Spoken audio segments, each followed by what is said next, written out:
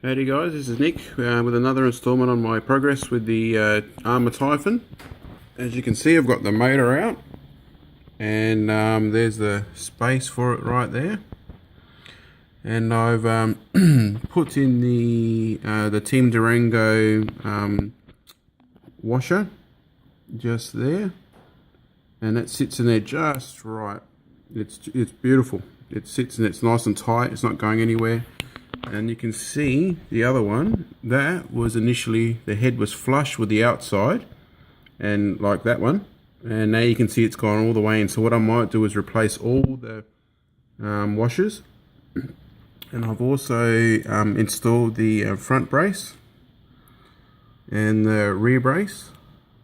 Really easy, just a couple of screws, one on that one in the chassis, and then just a slide through the hole in the back one, and just a couple of M4 screw on that one and an M3 screw on that one, and it's stiffened the chassis up quite a bit.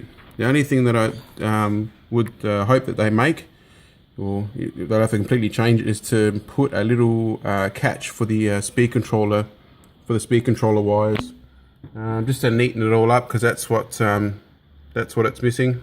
Doesn't really matter too much as long as you got your wires controlled.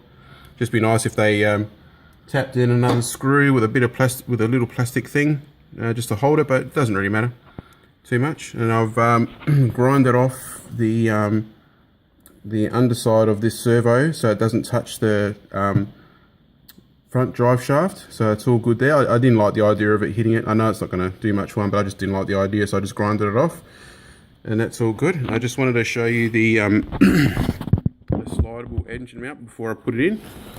And here it is, all put together. So basically, it's direct replacement. All the screws line up and everything like that, so it's all good. I used the original, I think they're M4 screws, and it puts the wires in the same spot as the stock mount does, which is good. And there's your screw that loosens, and the whole, if you take the whole screw out, the whole engine will just come out, and then you can do your fine tuning if you want to if you want to change your pinions and all that sort of stuff. And yeah, so that's really good. So yeah, if and once you've fastened it, you can just lock it in there. And I like to do my mesh just like this, with just a slight bit of wiggle in there, just a bit of free play, and then once you've got it set on that sort of spot, then you tighten up your screw, and away you go. It's actually really good. So there are a couple of little things, like, I don't know if you can see it there, the thread, when they threaded the aluminium, they've not put enough material on there, and it's almost come to the outside a little bit there.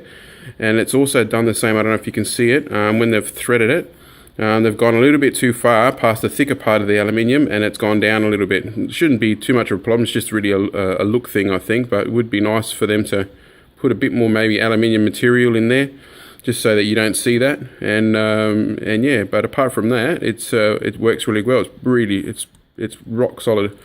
And when you install this, it makes it easier if you put the top plate back on. So when you put it back in your buggy, all these lines on the bottom all line up and all that sort of thing. So yeah, and this one here, the plastic original one, when I screwed that in there, on the plastic, it just threaded, so it just kept turning and turning and turning. So I got this aluminium one, and I'm not going to have an issue with that anymore. So I just it bolts on really nice and tight, and because I plan to put a couple of little electronic trays on there, these ones, I wanted it to be rock solid. So I found with the aluminium mount side, where it was screwed in, even on the original one, it was really tight, but on the plastic one it wasn't as tight. So yeah, so that's next progress, and yeah, see you on the next one. Bye.